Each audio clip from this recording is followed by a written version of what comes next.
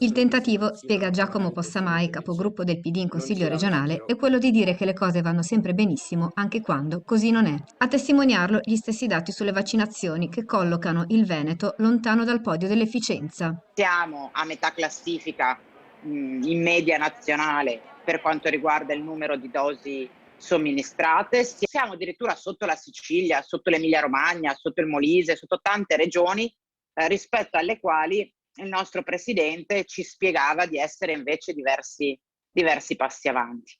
Molti problemi nascono da scelte del passato. Si aspetta da anni un centro di prenotazione unico, mentre di fatto ogni ULSS ha ancora il suo percorso. Lo sviluppo della medicina di gruppo si è arrestato a metà, creando forti disomogeneità territoriali.